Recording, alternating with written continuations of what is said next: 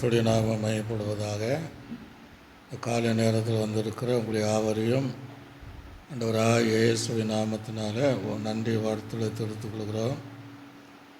இன்றைக்கி நம்ம இயேசுனுடைய பிறப்பின் நோக்கம் என்ன என்கிற தலைப்பில் தேவனுடைய செய்தியை கேட்க போகிறோம். உலகம் முழுவதும் இன்றைக்கி கொண்டாடப்பட்டாலும், தினங்கள் மாறி மாறி கொண்டாடப்பட்டாலும், ஒரு மாதத்திற்கு முன்பாகவே இதை ஆரம்பித்தாலும், சில நோக்கம் இல்லாமையே அதனுடைய நோக்கத்தை அறியாமல் ஏன் இயேசு பிறந்தார், எதற்காக இயேசு பிறந்தார் என்கிற அந்த நோக்கமே அறியாமல், அதனுடைய கருத்தை அறியாமல் அநேகரை கொண்டாடப்படுவதை நாம் பார்க்க முடிகிறது. ஆக இயேசு எதற்காக பிறந்தார் என்பதை இன்றைக்கு நம்ம தியானிக்க போகிறோம். மத்திய சுவிசேஷம் 1ஆம் அதிகாரம், அதில் 21வது வசனத்தை நாம் ஒருவர் வாசிங்க. மத்திய சுவிசேஷம். குமாரனை பெறுவார், இயேசு என்று பெயரிடுவையாக, ஏனெனில் ஜனங்களின் பாவங்களை நீக்கி அவர் இரட்சிப்பார் என்றார். அல்லேலூயா. இயேசு எதற்காக பிறந்தார் என்று இந்த வசனத்தில் அழகாக சொல்லப்படுகிறது. இயேசுடைய பிறப்பே கொஞ்சம் வித்தியாசமான பிறப்பு. என்னை போலவும் உங்களை போலவும் மாம்சத்தினால இரத்தத்தினால பிறந்தவர் இயேசு அல்ல. மாம்சத்தோடு இரத்தத்தோடும் பிறக்காதவர்கள் இருக்கிறாலாம், இருக்கத்தான் செய்கிறாங்க. ஆதாம் ஏவாளும் மாம்சத்தோடு இரத்தத்தினாலும் பிறந்தவர்கள் அல்ல, அவங்க தேவனாலே சிருஷ்டிக்கப்பட்டவர்கள். அல்லேலூயா. தூதனும் தேவனாலே சிருஷ்டிக்கப்பட்டவன் தான். நீங்களும் மாம்ச இரத்தத்தோடும் ஒரு தாய் தகப்பனுக்கு நம்ம பிறந்தவர்கள். ஆனால் இயேசுடைய பிறப்பு வித்தியாசமானது. பரிசுத்தாவியானவரால் கர்ப்பந்தரிக்கப்பட்டார். அல்லேலூயா. சில தவறாக நினைப்பாங்க. நீங்கள் ஆதியாகமத்தில் பார்த்தீங்கன்னா இந்த முழு உலகம் எப்படி இருந்ததுன்னா இருளாக இருந்தது, வெறுமையாக இருந்தது, அது ஒழுங்கின்மையாக இருந்தது. அப்போ ஆவியானவர் அந்த ஜலத்தின் மேலே அசைவாடினார். அவர் அசைவாடும் போது அந்த முழு உலகத்தில் இருக்கிற வெறுமை மாறினது, ஒழுங்கின்மை மாறினது, அதோடைய இருள் மாறினது. அல்லேலூயா. அதே போல தான் மரியாள் வாழ்க்கையில் பரிசுத்த அசைவாடினார். ஏன்னா அவளும் நம்மை போல ஒரு மாம்ச இரத்தத்தோடு சம்பந்தப்பட்ட பெற்றோருக்கு பிறந்தவள் தான் மரியாள். தாவீது சொல்லும் போது, என் தாய் என்னை பாவத்தில் என்ன செய்தார், கர்ப்பந்தரித்தார். எந்த மனுஷனானாலும் அப்போ அது நேரடியாக ஒரு சுத்திகரிப்பு உண்டாக வேண்டும். ஆக அதற்காகவே பரிசுத்தாவியானவர் மரியாள் வயிற்றில் அசைவாடி அல்லது மரியாள் மேலே அசைவாடி அதனால் கர்ப்பந்தரிக்கப்பட்டு இயேசு கிறிஸ்து பிறந்தார். அல்லேலூயா. நம்மை போல மாம்சம் உள்ள சரீரமாக இருந்தாலும் இரத்தமுள்ள சரீரம் இருந்தாலும் அவர் பரிசுத்தாவியினால் அவர் பிறந்தார் என்று நாம் அறிந்து கொள்ள வேண்டும். இன்னும் சில நேரங்களில் நம்ம பார்க்கும்போது நம்முடைய பிறப்பை பார்த்திங்கன்னா சில பெற்றோர் சொல்லுவாங்க, நீ எல்லாம் எதுக்கு பிறந்த அப்படின்னு கேட்பாங்க. நீ பிறந்த ஒன்றுக்குமே பிரயோஜனம் இல்லை அப்படிங்க. யோபு தன்னுடைய பிறந்த நாளையே சபிக்கிறான். இயேசு கிறிஸ்து வாழ்ந்த நாட்களில் பார்த்தீங்கன்னா யூதாசை தாயின் கருவில வயிற்றில் பிறமா இருந்தால் நிலமாக இருக்கும் என்று இயேசு வேறு சொல்கிறார். அதனால் நம்முடைய பிறப்பை போல அல்ல. சில நேரம் நம்மளே கேட்போம், பிரச்சனை வரும்போது நான் ஏன் பிறந்தேன் அப்படின்னு கேட்போம். ஆனால் இயேசுடைய பிறப்பு வித்தியாசமான பிறப்பு. நல்லே சொன்னாலே அல்லேலூயா. அப்போ நோக்கம் என்ன? மீண்டும் அந்த 1ஆம் அதிகாரம் 21வது வசனத்தில் வாசிக்கும். அவள் ஒரு குமாரனை பெறுவாள், அவருக்கு இயேசு என்று பெயரிடுவையாக, ஏனெனில் அவர் தமது ஜனத்தின் பாவங்களை நீக்கி அவரை ரட்சிப்பார் என்றார். அல்லேலூயா. அப்போ இயேசு எதுக்கு பிறந்தார் சொல்லுங்க பாப்போம். அப்போது ஜனங்களுடைய பாவங்களை நீக்கி ஜனங்களை ரட்சிக்கும்படி கர்த்தராக இயேசு கிறிஸ்து பிறந்தார். இன்றைக்கி இந்த பண்டிகை கொண்டாடுகிற எத்தனை பேர் ரட்சிக்கப்பட்டிருக்காங்க? வெறும் கொண்டாட்டத்துக்காக மாத்திரமல்ல, தேவனுடைய பிறப்பு உலகத்தினுடைய ஜனங்களுடைய பாவங்கள் நீக்கி அவர்கள் ரட்சிக்கப்பட வேண்டும். அல்லேலூயா சொல்லுங்களே. அல்லேலூயா. என்னைக்கு நம்ம ரட்சிக்கப்படமோ அன்றைக்கே இயேசு நம்முடைய ஜீவிதத்தில் பிறந்தார். எத்தனையோ கோடி ஜனங்க இந்த அனுபவத்தில் இல்லாமல் இந்த நாளை விசேஷமாய் கொண்டாடினாலும் அந்த பிரயோஜனம் கிடையாது. அந்த நோக்கத்தை தெரியாது, அதனுடைய கருத்தை தெரியாது.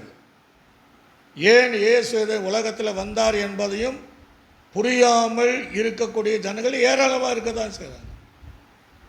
ஆனால் இயேசு எதற்காக வந்தாருன்னா, பாவிகளை, ஜனத்துடைய பாவத்தை மன்னித்து அந்த ஜனங்களை ரட்சிப்பதற்காக தான் இயேசு வந்தார். அல்லேலூயா. அல்லது இயேசு பிறந்த நாள் என்று விழா எடுப்பதற்காக வரல, அல்லது பெரிய பெரிய ஃபங்க்ஷன் நடத்துவதற்காக இயேசு வரல, நம்முடைய ஆடம்பர வாழ்க்கைக்காக இயேசு வரல. இயேசு வந்த நோக்கம் ஜனங்களை ரட்சிப்பதற்காக இயேசு உலகம். அல்லேலூயா. இன்றைக்கி நாள் பாருங்கள், வீதியில் பாருங்கள், நாளை பேப்பரில் பாருங்கள், இந்த கிறிஸ்மஸ் பண்டிகை முன்னிட்டு நிறைய மரணமும் நடைபெறும். ஏன்னா பேப்பரில் அடிதடி வரும், குடிச்சிட்டு சண்டை போட்டிருப்பாங்க. சில இடங்களில் விபத்துகள் ஏற்படும், நாளைக்கு போடுவாங்க. மதுபானத்துடைய சேல்ஸ் அதிகமாக இருந்ததுன்னு சொல்லுவாங்க. இவைகள் அல்ல, ரட்சிப்பின் அனுபவத்தோடு இருப்பது தான் அந்த உண்மையான இயேசுடைய பிறப்பு. அல்லேலூயா. சத்தமாக சொல்லுங்க. அல்லேலூயா. நம்ம பொதுவாக இயேசுடைய பிறப்பு தான் முக்கியப்படுத்துவாங்க, முக்கியமானது தான். இயேசுடைய சிலுவையும் முக்கியமானது தான், இயேசுடைய மரணமும் முக்கியமானது தான், இயேசு கிறிஸ்து உயிர்த்தெழுதலும் முக்கியமானது தான், இயேசுகிற வருகையும் முக்கியமானது. அல்லேலூயா. அப்போ 3 கிட்ட, அதாவது பிறப்பு முடிந்தது, சிலுவையும் முடிஞ்சு, மரணம் முடிஞ்சு, உயிர்த்தெழுதலும் அவர் உயிர்த்தெழுதலும் முடிஞ்சு. இனி ஆண்டுடைய வருகை தான் நமக்கு முக்கியமான காரியம். அல்லேலூயா. ஆக பிறப்பின் நோக்கம் என்ன? நம்முடைய பாவங்கள் மன்னித்து அவர் இரத்தத்தினால் கழுவி ரட்சிக்கப்பட வேண்டும் என்பதுதான் இயேசு இந்த உலகத்தில் நமக்காக பிறந்தார். அல்லேலூயா. மீண்டும் அதே வசனத்தை வாசிங்க.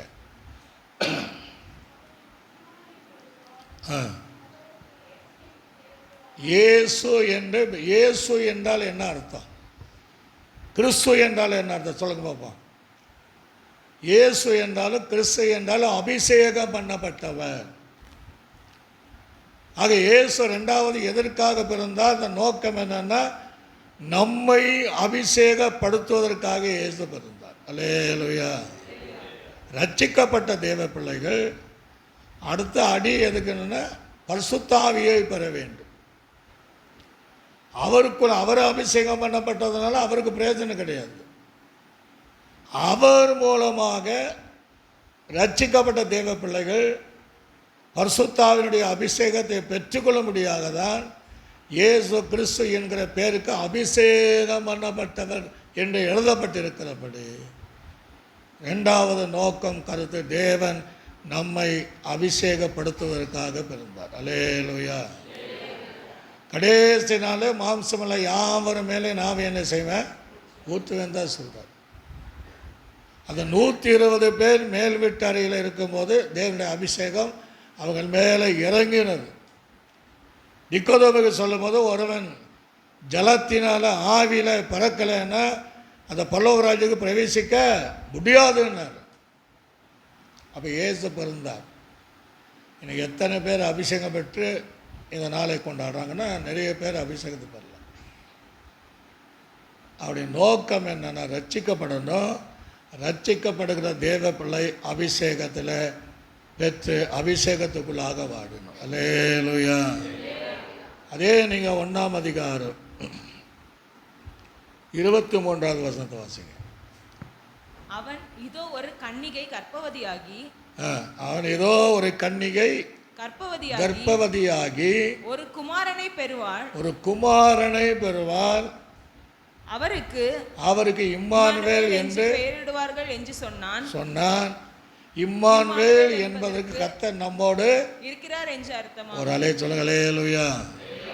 ஆக 3வது நோக்கம் என்ன? இயேசு நம்மோடு இருப்பதற்காக பிறந்தார். விசுவாசிக்கிறவங்க கைகளை உயர்த்தி ஒரு அலே சொல்லுங்க. அல்லேலூயா. எதுக்கு பிறந்தார்? நம்மோடு இருப்பது. எதுவரை?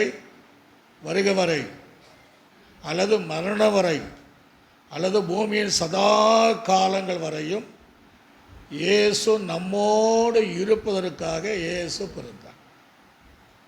அப்போ இயேசு யாரோடு இருப்பார்? ரட்சிக்கப்பட்ட ஜனங்களோடும் அபிஷேகப்பட்ட ஜனங்களோடும் அந்த இயேசு கடைசி வரை இருப்பார். அல்லேலூயா சொல்லுங்க. அல்லேலூயா. அதற்கு இயேசு பிறந்தார்.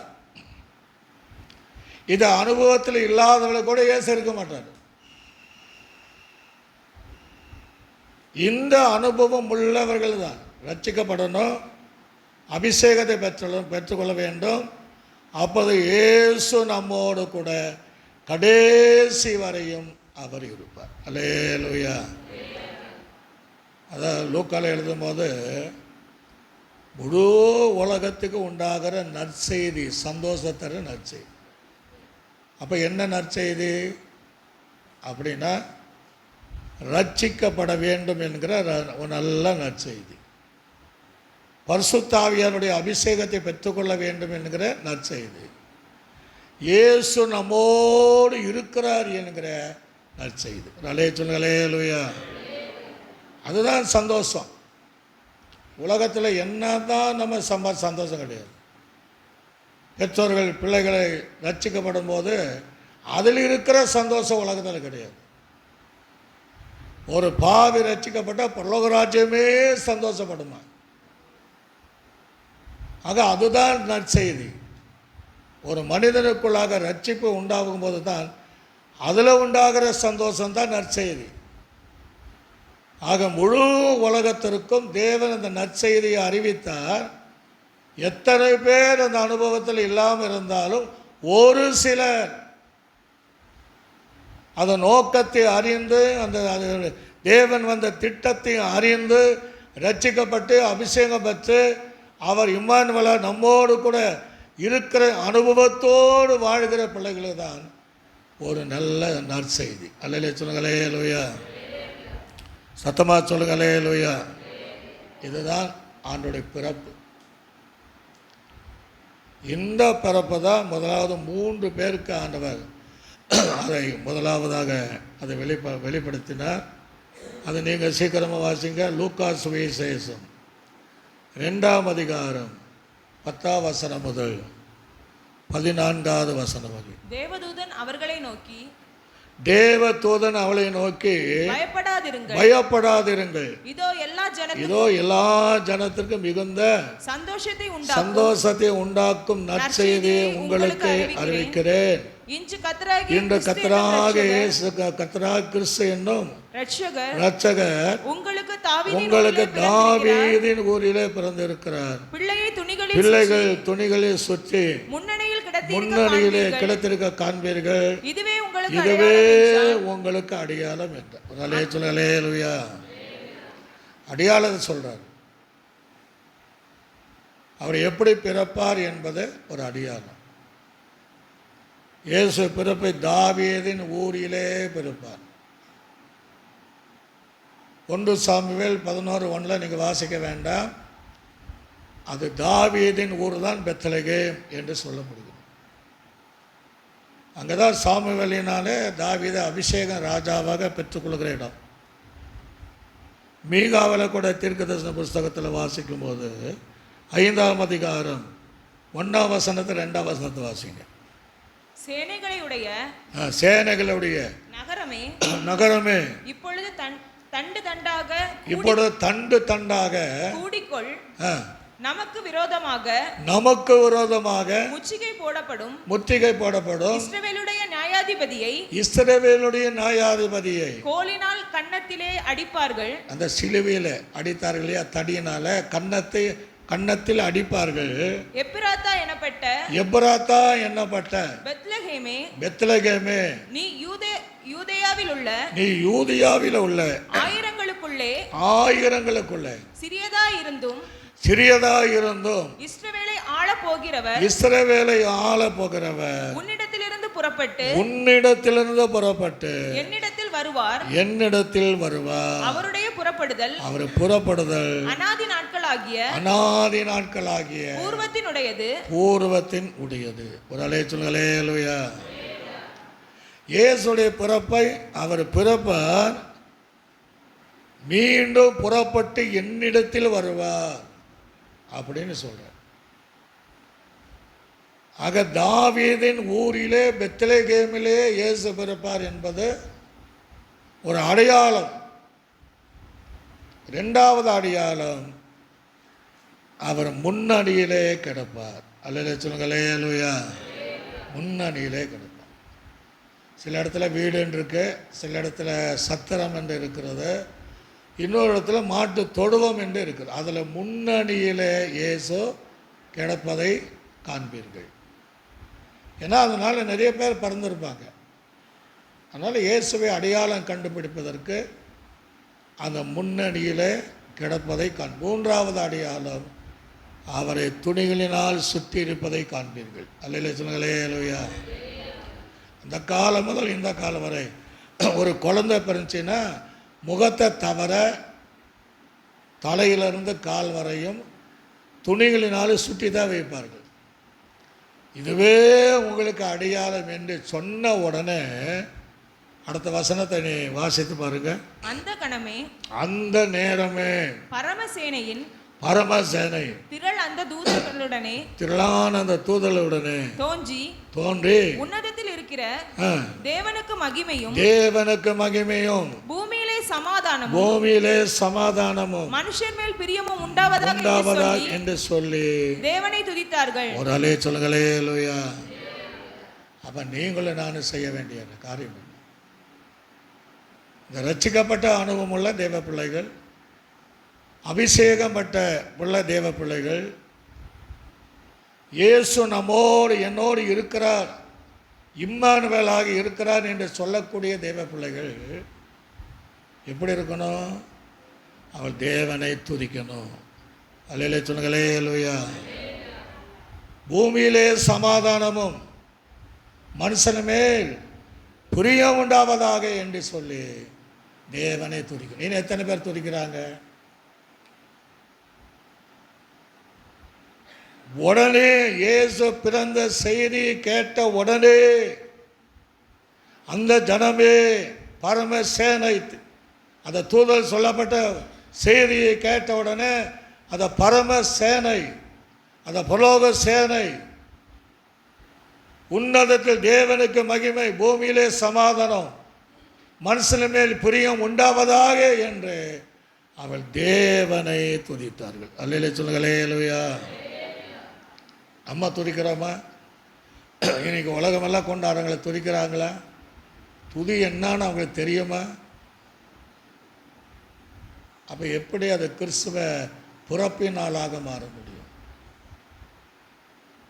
தேவன் நம்ம எதற்காக ரட்சித்தார், எதற்காக அபிஷேகம் பண்ணினார், எதற்காக நம்மோடு இருக்கிறாருன்னா அவரை துதிப்பதற்காகவே. அல்லேலூயா. சத்தமாக சொல்லுங்க அல்லேலூயா. துதிக்காதபடி அந்த நாளை நம்ம என்ன செய்ய முடியாது, பெரிய நாளாய் கொண்டாட முடியாது. உடனே அவள் கர்த்தரை தேவனை துதித்தார்கள் என்று சொல்லப்படுகிறது. 1-2 பேர் அல்ல, திரளான தூதர்கள், பரலோகத்தின் திரள் அப்படியே உடனே இறங்கி அவங்க தேவனை துதித்தார்கள். அந்த துதிக்குள்ள ஜனந்தான் தேவனுடைய உண்மையான அந்த பிறந்த நாளை கொண்டாடுகிறோம். அல்லேலூயா. இஸ்ரவேலின் துதிகளுக்குள்ளே அவர் எப்படி இருக்கிறாரா? வாசமாக இருக்கிறார். எக்காலத்திலும் கர்த்தரை நான் ஸ்தோத்திரிப்பேன், அவர் துதி என் நாவில் இருக்கும். துதியானது உமக்காக சீயோனிலே அமைந்து காத்திருக்கிறதுங்கிறார். கர்த்தரை துதியுங்கள், அவர் நல்லவர், கிருபை என்றும் உள்ளது. இன்னைக்கு யாராகிலும் நீங்கள் போய் பாருங்க, ஒரு துதியாவது சொல்லுவாங்களா? அப்போ அந்த கொண்டாட்டத்தில் கர்த்தர் இருப்பாரா? அந்த பண்டிகைகளை கர்த்தர் அசைவாடுவாரா? இருக்க மாட்டார். இந்த அனுபவமுள்ள தேவ பிள்ளைகள் என்னைக்கு ரட்சிக்கப்பட்டாங்களோ அன்றைக்கி இயேசு நமக்குள்ளே பிறந்தார். அன்று முதல் கடைசி வரை தேவனை நாம் துதிச்சிட்டே இருக்கணும். அல்லேலூயா. சத்தமாக தான் சொல்லுங்க, அல்லேலூயா. ரெண்டாவது, நீங்கள் இந்த செய்தி யாருக்கு போச்சுன்னா, நீங்கள் வாசித்து பாருங்க, லூக்கா சுவிசேஷம் 2ஆம் அதிகாரம் 15ஆம் வசனம் முதல் 20ஆம் வசனம். தேவதூதன் அவளை விட்டு பரலோகத்துக்கு போன பின்பு, பரலோகத்துக்கு போனவங்க தேவனை துதிச்சுட்டு இப்போ வந்த இடத்துக்கு போகிறாங்க. பரலோகத்துக்கு போன பின்பு மேய்ப்பர்கள் ஒருவரை ஒருவர் நோக்கி நாம் பெத்லகேம் ஊருக்கு போய் நடந்ததாக கர்த்தரால் நமக்கு அறிவிக்கப்பட்ட எல்லாவற்றையும் கர்த்தரால் அறிவிக்கப்பட்ட இந்த காரியத்தை பார்ப்போம் வாருங்கள் என்று சொல்லி தீவிரமாய் வந்து மரியாளையும் யோசேப்பையும் முன்னணியில் கிடத்தி இருக்கிற பிள்ளையையும் கண்டார்கள். கண்ட அந்த பிள்ளையை குறித்து தங்களுக்கு சொல்லப்பட்ட எல்லா சங்கதிகளும் பிரசித்தம் பண்ணினார்கள். மேய்ப்பராலே தங்களுக்கு சொல்லப்பட்டதை கேட்ட யாவரும் அவைகளை குறித்து ஆச்சரியப்பட்டார்கள். அடுத்தது, மரியாளோ அந்த சங்கதிகளை எல்லாம் தன் இருதயத்தில் வைத்து சிந்தனை பண்ணினாள். மேய்ப்பர்களும் தங்களுக்கு சொல்லப்பட்டதின்படியே கேட்டு கண்ட எல்லாவற்றிற்காகவும் தேவனை மகிமைப்படுத்தி துதித்துக் கொண்டு திரும்பி போனார்கள். ஒரு அலே சொல்லுங்களே, அல்லேலூயா. அப்ப எது முக்கியம்? ஆண்டோட மகிமைப்படுத்தணும். சோத்திர பலியிடுகிறவன் கர்த்தரை என்ன செய்கிறார்? மகிமைப்படுத்த. அவங்க சொல்லிட்டே எப்போ பார்த்தாங்களோ சொல்லி துதியை சொல்லிக்கொண்டே போனார்கள். அப்போ என்ன அர்த்தம்? இந்த ஜனங்களை எனக்கென்று ஏற்படுத்தினர், இவர்களின் துதியை, அதான் அர்த்தம். நம்ம சொல்கிறோமா? ஏதோ கொஞ்ச நேரம் சொல்கிறோம். இயேசுடைய வருகை வரைக்கும் தேவனால் ரட்சிக்கப்பட்ட தேவ பிள்ளைகளும் தேவனால் அபிஷேகம் பெற்றவர்களும் இயேசு என்னோடு இருக்கிறார் என்று சொல்லக்கூடியவர்கள் வருகை வரையும் தேவனை துதிச்சிட்டே இருக்கணும். அல்லேலூயா. அதுதான் இந்த மேய்ப்பர்கள் தங்களை தாழ்த்தி அதை அநேகருக்கு அறிவித்து போகிற இடமெல்லாம் தேவனை துதிச்சுட்டே போனாங்க அப்படின்னு வேதம் தெளிவாக சொல்கிறது. ஆக எதற்காக தேவன் நம்ம ரட்சித்தாருன்னா, தேவனை துதிப்பதற்காகவே தேவன் ரட்சித்தார். அல்லேலூயா. மூன்றாவது பார்த்தீங்கன்னா, 3 சாஸ்திரிகள் அல்லது ஞானிகள் அப்படின்னு பைபிள் இருக்குது. அதை வாசித்து பாருங்கள். மத்திய எழுதின சுவிசேஷம் 2ஆம் அதிகாரம் 11ஆவது வசனத்தை 12ஆவது வசனத்தை வாசிக்கும். அவர்கள் அந்த வீட்டுக்குள் பிரவேசித்து பிள்ளையையும் அதனுடைய தாயாகிய மரியாளையும் கண்டு சாஷ்டாங்கமாய் விழுந்து நல்ல இங்க நல்ல கவனிங்க, பணிந்து கொண்டு தங்கள் பொக்கிஷங்களை திறந்து முதலாவது என்ன செய்தாங்களா? சாஷ்டாங்கமாய் விழுந்து பணிந்து கொண்டு. ஒரு அலேச்சுலகளே அல்லேலூயா. பணிந்து கொள்வதல் என்பது என்னன்னா, ஒன்று ஆராதனை. பணிந்த ஆவியில் உள்ளவளுக்கு கர்த்தர் என்ன செய்கிறாரா? வாசம் செய்கிறார். தாழ்மை, பணிந்து கொள்வது தாழ்மை. இப்போ இயேசு கிறிஸ்துவினுடைய பிறப்பை பார்த்த உடனே தங்களை தாழ்த்தினார்கள். பணிந்து கொண்டார்கள், தேவனை ஆராதித்தார்கள். அல்லேலூயா. அப்போ தேவன் எதற்காக நம்ம ரட்சித்தார், எதற்காக நம்ம அபிஷேகம் பண்ணினார், எதற்காக நம்மோடு இருக்கிறாருன்னா, நம்மை தாழ்த்தி நம்மை பணிந்து சாஷ்டாங்கமாக விழுந்து தேவனை ஆராதிப்பதற்காகவே தேவன் நமக்குள்ள பிறந்தார். அல்லேலூயா. சத்தமா சொல்லுங்க அல்லேலூயா. இதெல்லாம் செய்கிறாங்களன்னா செய்யறதில்லை.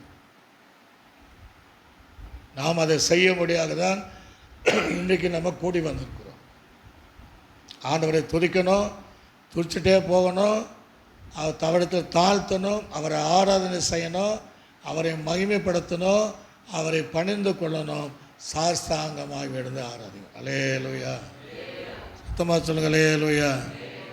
எத்தனையோ வருடத்திற்கு முன்பாக ஒரு சம்பவம் ஒருவர் சொன்னார். அமெரிக்கா தேசத்தில் பண்டிகை நாட்களில் பார்த்திங்கன்னா பயங்கர கூட்டம் இருக்குமா. அந்த பொதுவாகவே வெள்ளைக்காரங்களை ஒரு ஒழுங்குக்கரமாக வச்சுருப்பாங்க. ஃபஸ்ட் லைனில் யார் இருக்கணும், செகண்ட் லைனில் யார் இருக்கணும் அப்படின்னு அந்தந்த சீட்டில் உட்காண்டிருப்பாங்க. அன்றைக்கி அதே போல் ஒருவர் குடும்பமாக வந்திருக்கிறார். உள்ளே உட்கார இடமே கிடையாது. அவர் உட்கார்ந்த இடத்துல வேறு யாரும் உட்காந்துருக்குறாங்க. அதனால் அவங்க வெளியவே காரை நிப்பாட்டி அப்படியே நின்றுட்டே இருந்தாங்களாம். அப்போ அந்த பண்டிகை நாட்களில் அவருடைய பழக்கம் என்னென்னா, யாராவது அழைத்து அறியாதவளை அழைத்து விருந்து கொடுப்பது அவங்கள பழக்கம். இன்றைக்கி இருக்கதா சரி. அப்போ அவங்க பக்கத்தில் ஒரு வயதான தோட்டத்தில் தரித்திர கோலத்தில் ஒரு வயதானவர் பிச்சை எடுப்பதை போல ஒருவர் அங்கே இருந்தார். அப்போ அந்த பெற்றோருக்கு அந்த ஒரு பிள்ளை, சின்ன பிள்ளை, இவரை நம்ம கூப்பிட்டு போய் என்ன செய்யணும், விருந்தை வைக்க வேங்கன்னு பெற்றோர் கேட்கும்போது வேண்டானாங்களா. ஆனால் வஸ்திரம் சரி கிடையாது, அவர் வயதானவர் பிச்சை எடுத்துகிட்டு இருக்கிறாரு, அதனால் வேண்டாம் என்று சொல்லிகிட்டே இருக்கும்போது அந்த சின்ன பிள்ளை கட்டாயப்படுத்தின இல்லை, அடம்பிடித்து இருக்கிறான். பிடிவாகம் பண்ணதுனால தன்னுடைய மகளுக்கு வேண்டி போகும்போது அந்த காரில் ஏற்றிட்டு வீட்டுக்கு கொண்டு போயிருக்கிறாங்க. டைனிங் டேபிளில் விருந்து உபசரிக்கப்படுகிறது. அப்போ இவர் எல்லாம் சாப்பிட்ருக்கும் போது அவங்க பேசுகிறாங்களா, இன்றைக்கி நமக்கே அங்கே சர்ச்சுக்குள்ளே இடையில்லாமல் போச்சே அப்படின்னு பேசும்போது இவர் சொன்னார், எனக்கே இடமில்லை, உங்களுக்கு என்னதை இடம் கிடைக்கும் அப்படின்னாரு. யார்? விருந்தாளி. என்ன நீ என்ன சொல்லணுமில்ல, நான் தான் இயேசு, உள்ள என்ன தான் அவங்க ஆராதிக்கிறாங்க, ஆனால் நான் வெளியே இருக்கிறேன், அவங்க உள்ளே எதை அரைக்கிறேன் எங்களுக்கு தெரியலன்னு கண் மறைவில் மறைந்து போனாராம். ஒரு அலேச்சுங்களே லோயா, சத்தமாக சொல்லுங்களே லோயா. நிறைய இடத்துல இப்படி தான் கிறிஸ்து இல்லை, வெளியே இருக்கிறார், சபைக்கு வெளியே இருக்கிறார். ஏன்னா அந்த எதற்காக அவர் பிறந்தார் என்கிற அந்த அனுபவம் இல்லாத, அந்த ரட்சிப்பு இல்லாமல், அபிஷேகம் பெற்றுக்கொள்ளாமல், கர்த்தர் அவரோடு இல்லாதனால அவர் சில இடங்களிலே அவர் அங்கு இல்லை. ஆனால் ஜனங்கள் இருப்பதாகவே நினைத்து அவருடைய திருப்திக்காக கூடி பண்டிகை கொண்டால் தவிர பல இடங்களிலும் தேவன் இல்லை. ஒரு அலே சொல்லலே லூயா, சத்தமாக சொல்லுங்களே லூயா. அப்போ இவங்க 3 பேர் என்ன செஞ்சாங்க வாசி பாருங்க. தங்கள் பொக்கிஷங்களை திறந்து பொன்னையும், முதல்ல என்ன வச்சாங்களா, பொன்னையும் தூப வர்க்கத்தையும் வெள்ளை போலத்தையும் அதற்கு காணிக்கையாக வைத்தார்கள். அல்லேலூயா. ஒரு 3 பொருளை, பொக்கிஷம் என்பது இருதயமாகிய பொக்கிஷம், பைபிள் இருக்கு இல்லையா, இருதயமாகிய பொக்கிஷம். மனப்பூர்வமாக பொன்னையும் செலுத்தினார்கள், தூப வர்க்கத்தை செலுத்தினாங்க, வெள்ளை போலத்தை காணிக்கையாக செலுத்தினார்கள். நல்ல கவனிங்க, மூன்றில் 3 அர்த்தங்கள் இருக்குது. இயேசுவை கண்ட உடனே அந்த 3 கொடுக்கணும். பொண்ணு என்பது எதை காட்டுகிறது? விசுவாசத்தை காட்டுகிறது. ஒரு அலேச்சுங்களே லோயா. இப்போ இயேசுவை பார்ப்பதற்கு விசுவாசம் தேவை. நீ விசுவாசத்தால் தேவ மகிமையை காண்பாய். இந்த விசுவாசம் எது வரைக்கும் தேவை? வருகையிலே இயேசுவை பார்ப்பதற்கு விசுவாசம் தேவை. மனுஷகுமாரன் வரும்போது விசுவாசத்தை அப்போ காண்பேன ஒரு காலத்தில் இருந்தது, இப்போ இல்லை. இயேசுவை என்றைக்கு நம்ம அறிந்து ரட்சிப்பின் அனுபவத்தில் வந்தோமோ அன்னைக்கு இருந்த அது விசுவாசம் கடைசி வருகை வரை இருந்தாதான் அந்த வருகையினுடைய இயேசுவை பார்க்க முடியும். அல்லேலூயா. விசுவாசம் தேவை. அழிந்து போகிற பொன் சோதிக்கப்படுவதை போல உங்கள் விலையேறப்பட்ட விசுவாசம் சோதிக்கப்படுகிறது என்று வேதம் சொல்கிறது.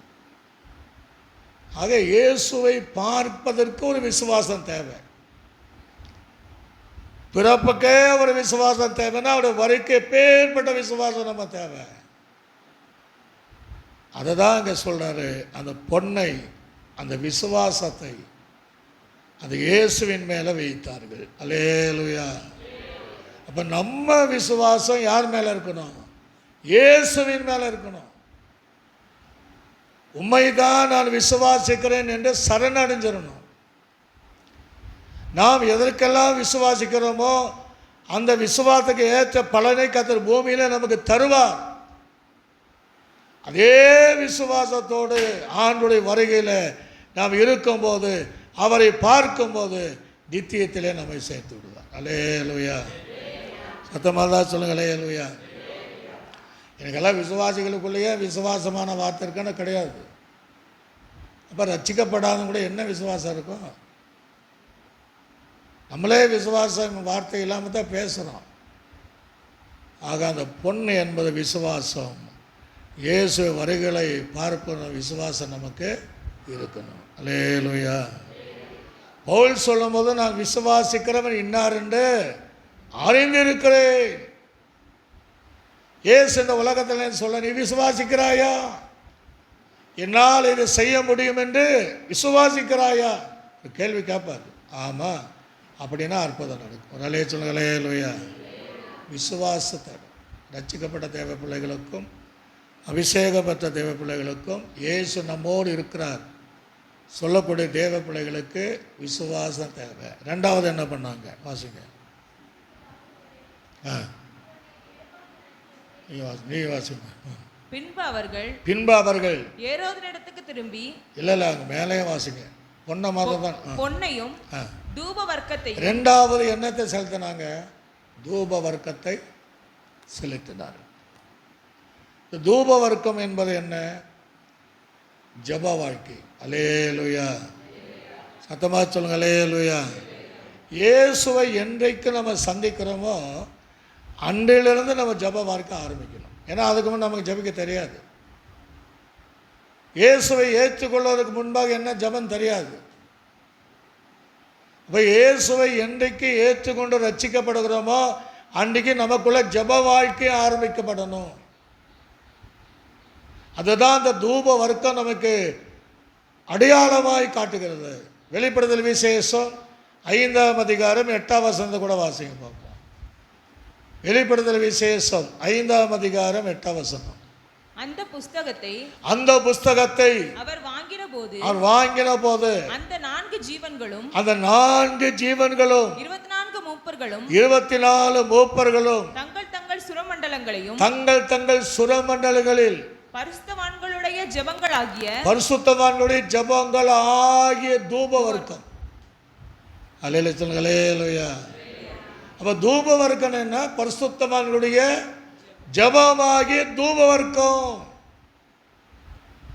அன்றிலிருந்து ஆரம்பிக்கப்பட்ட அந்த ஜப வாழ்க்கை கிறிஸ்துவின் வருகை வரைக்கும் இருக்கணும்.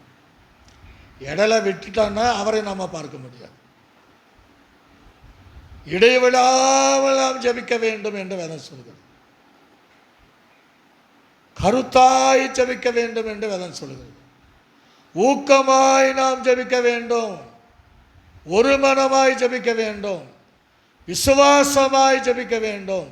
சந்தேகப்படாமல் ஜபிக்க வேண்டும். பெற்றுக்கொள்ளத்தக்கதான ஜபங்கள் செய்ய வேண்டியது வரை இயேசுவை பார்க்கிற வரை ஜெபிக்கணும், விழித்திருந்து ஜெபிக்க வேண்டும். அல்லேலூயா.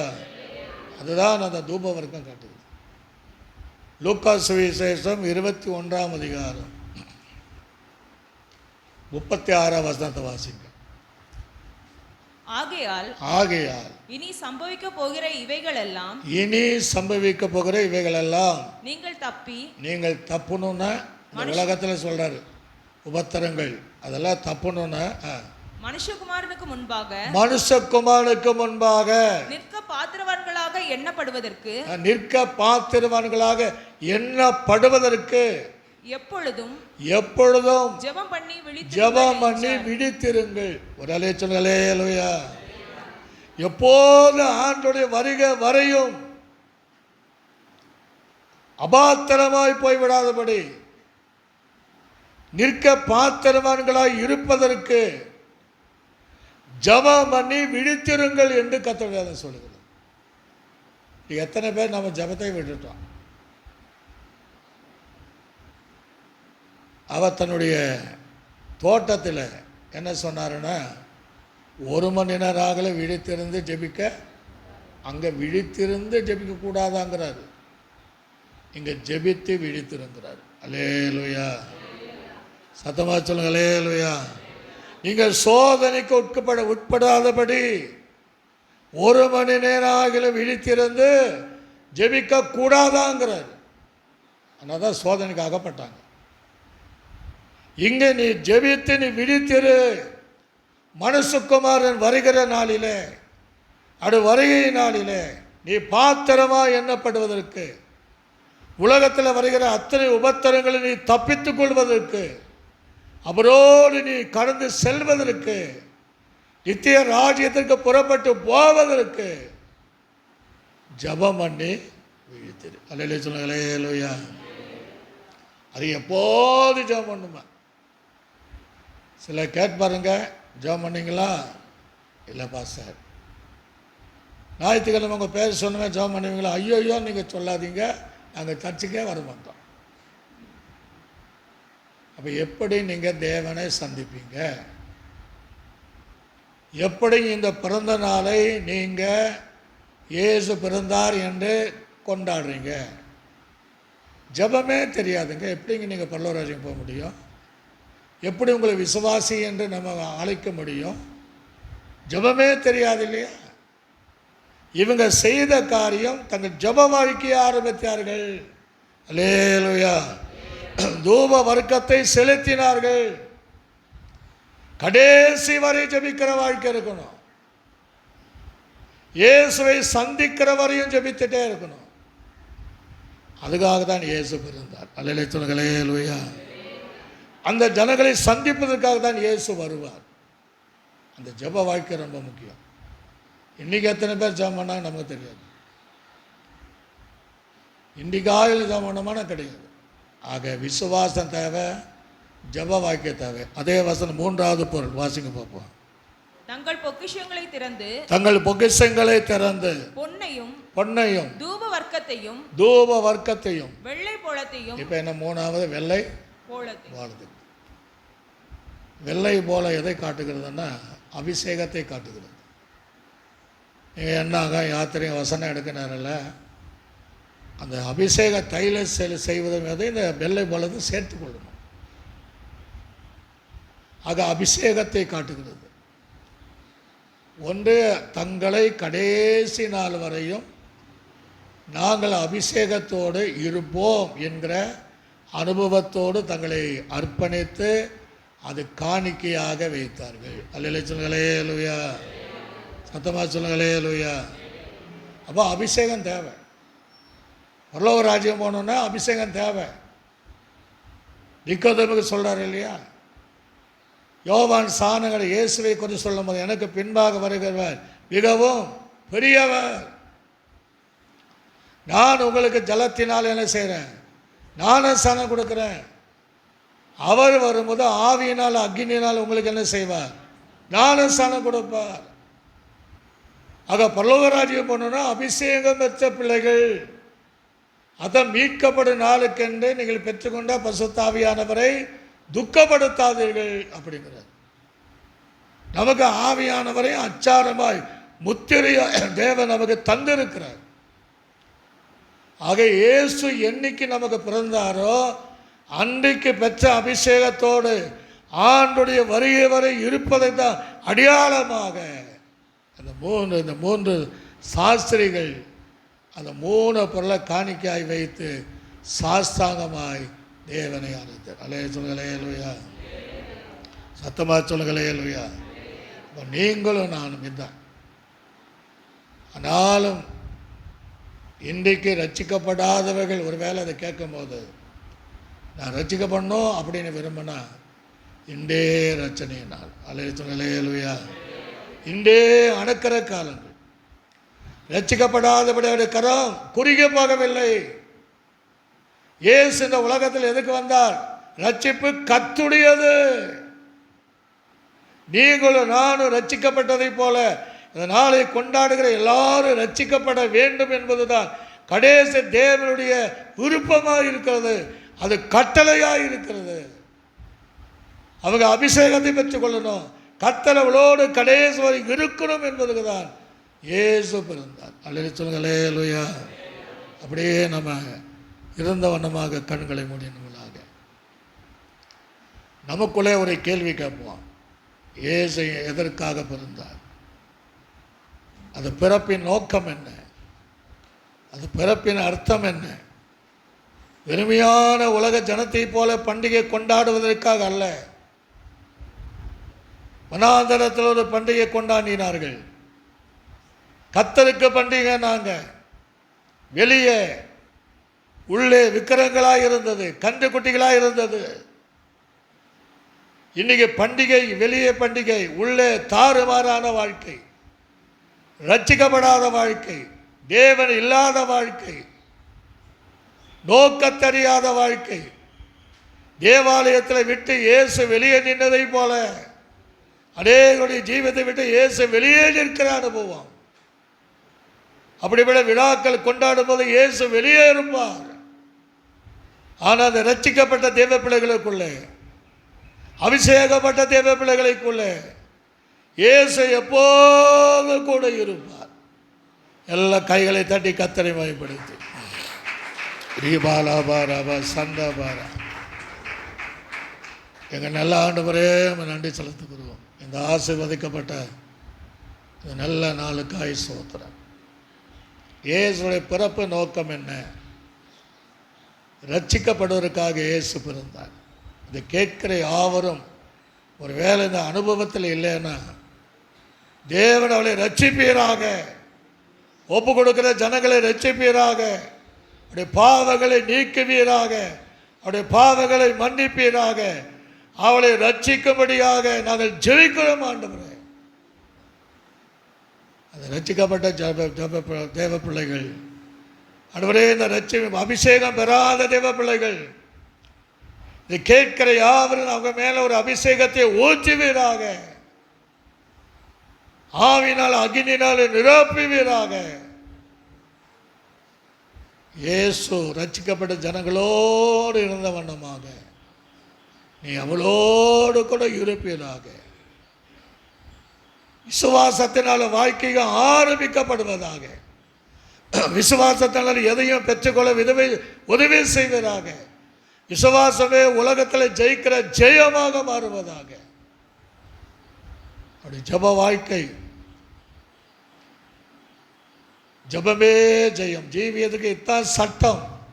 இயேசு வருகிற வரையும் ஜெபிக்கிற ஒரு ஆவி இவர்கள் மேலே இறங்கும்படியாக நாங்கள் ஜெபிக்கிறோம். அபிஷேகத்தில் எப்பொழுதும் நிரம்பி வழிய என் பாத்திரம் நிரம்பி வடிகிறது என்று சொல்லக்கூடிய அபிஷேகத்தில் தேவ பிள்ளைகள் நிரம்பும்படியாக நாங்கள் ஜெபிக்கிறோம். கேட்கிற யாவரும் ஆண்டுடைய வருகையில் நம்மை சந்திக்க நீர் ஆயத்தப்படுத்துவீராக. சபையாரை நீர் ஆஸ்வதிப்பீராக. எல்லா துதிக்கான மகிமை எடுத்துக்கொள்ள இயேசுவின் நாமத்தில் ஜெபிக்கிறோம் எங்கள் நல்ல பிதாவே. என் ஆத்துமாவே கர்த்தரை ஸ்தோத்திரி. என் முழு உளமே பரிசுத்த நாமத்தை ஸ்தோத்திரி. என் ஆத்துமாவே கர்த்தரை ஸ்தோத்திரி. கர்த்தர் செய்த சகல உபகாரம் மறவாதே. ஆமென். கர்த்தராகிய கிருபையும் பிதாவாகிய தேவனுடைய அன்பும் பரிசுத்த ஆவியானுடைய அன்னிய ஐக்கியம் சந்தோஷம் சமாதானம் அனைவரோடும் இதை கேட்டுக்கொண்டிருக்கிற யாவரோடும் ஆண்டவராக இயேசு கிறிஸ்து வருகை புரிந்த சதா காலங்களிலும் நம்மோடு கூட இருப்பதாக. அல்லேலூயா, அல்லேலூயா, அல்லேலூயா. கர்த்தர் உங்களை ஆசீர்வதிப்பாராக.